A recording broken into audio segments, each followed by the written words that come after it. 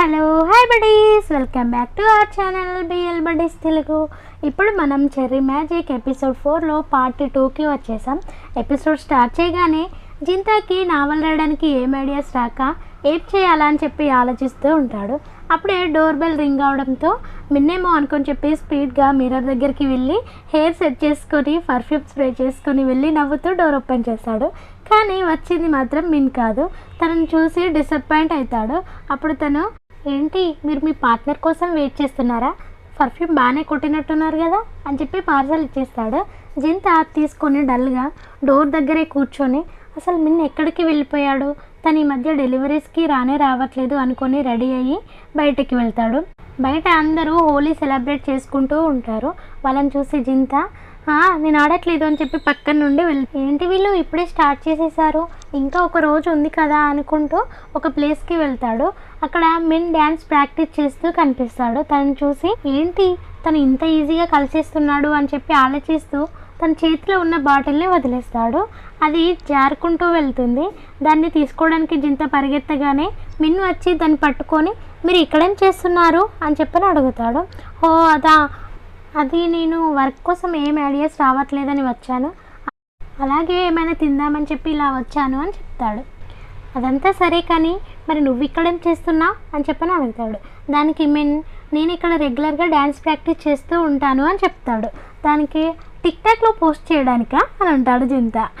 నవ్వి, కాదు నేను ఐడియల్ కాంటెస్ట్లో జాయిన్ అవ్వాలి అనుకుంటున్నాను అని చెప్పగానే, ఐడలా అంటే ఏంటి అని చెప్పని అడుగుతాడు. అంటే బాయ్ బ్యాండ్ నేను దాంట్లో సెలెక్ట్ అవ్వాలి అని అనుకుంటున్నాను అని చెప్తాడు. ఏంటి నువ్వు నిజమే చెప్తున్నావా అనగానే, of course I'm serious about this. నా ఫ్రెండ్స్తో కలిసి డ్యాన్స్ చేయడం అది నన్ను వేరే ప్రపంచంలోకి తీసుకెళ్తుంది. దీంట్లో సెలెక్ట్ అవ్వడం నా ఒక్కగానొక్క కోరిక అని చెప్తాడు. జింతా మిన్ని చూస్తూ, నేను మిన్ కోసం ఆలోచించిన దానికంటే తను చాలా హార్డ్ వర్కింగ్ చేస్తున్నాడు. ఒక పర్సన్ తను అనుకున్న దానికోసం ఇంతలా చేయడం నిజంగా చాలా బాగుందని చెప్పి తనలో తానే అనుకుంటాడు. సైలెంట్గా ఉన్న జింతాని చూసి మిన్ బ్రో అని చెప్పి పిలుస్తూ, ఏమైంది అని చెప్పి అడుగుతాడు. దానికి జింతా, ఏం లేదు, నువ్వు వెళ్ళి డ్యాన్స్ ప్రాక్టీస్ చేసుకోపో అని చెప్తాడు. మిన్ సరే అని వెళ్ళిపోతాడు. జింతా కాసేపు అలా తనని చూసి అక్కడ నుంచి వచ్చేస్తాడు. సీన్ కట్ చేస్తే ఆచి ఆఫీస్ నుంచి ఇంటికి వస్తూ ఉంటాడు. తనని ఆపి, ఇవాళ నైట్ ఆడుకోవడానికి మీరు ఎక్కడికి వెళ్తున్నారు అని చెప్పని అడుగుతాడు.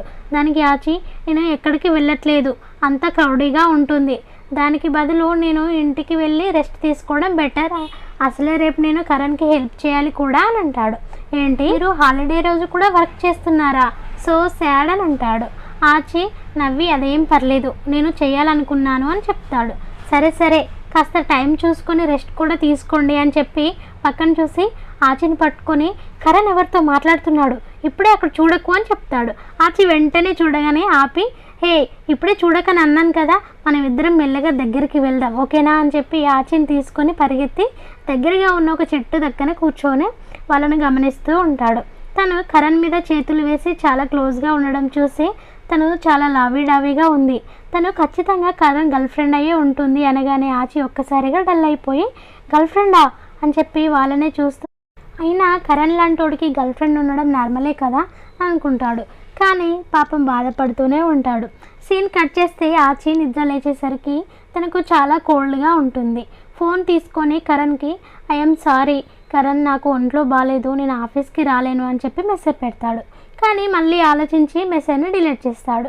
టెంపరేచర్ చూసుకొని నేను ఇంకాసేపు రెస్ట్ తీసుకుంటే సరిపోతుందేమో అని చెప్పి పడుకుంటాడు. అప్పుడే కాలింగ్ బెల్ మోగడంతో కరణ్ నిజంగానే వచ్చాడా అని చెప్పి లేచి వచ్చి చూసరికి జింతా కనిపిస్తాడు.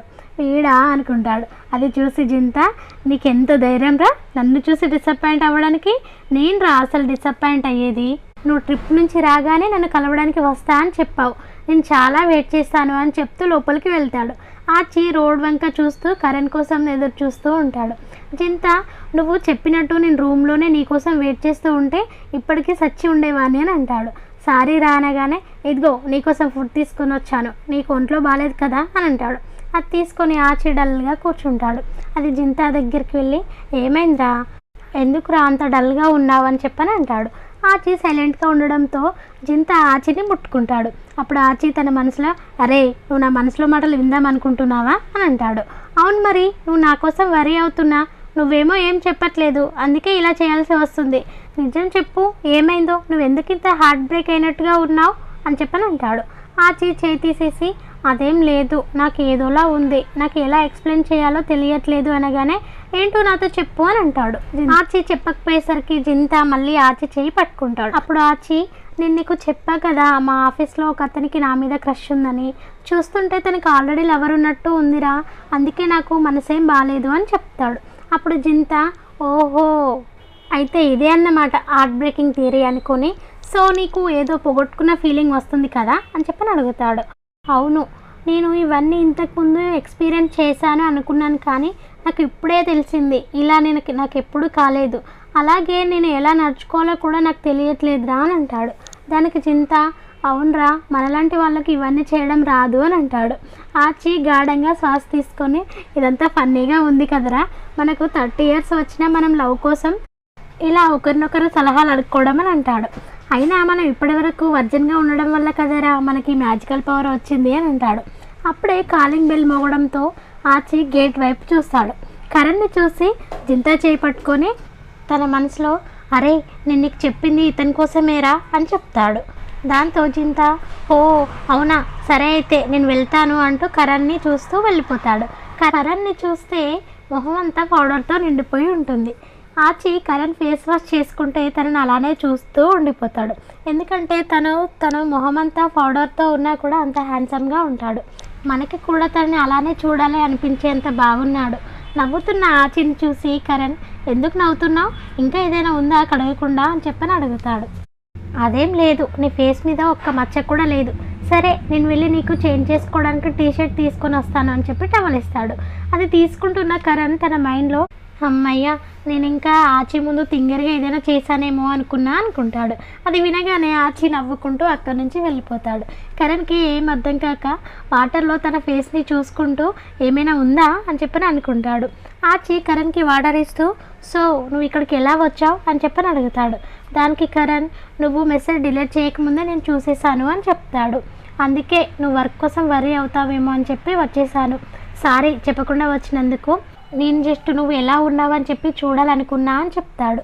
దానికి ఆచి, ఓకే కానీ చాలా దూరం కదా, ఇబ్బంది అయినట్టుంది అనగానే, అబ్బే అదేం లేదు, ఇక్కడికి రావడం చాలా ఈజీనే అంటూ టవల్ ఇస్తాడు.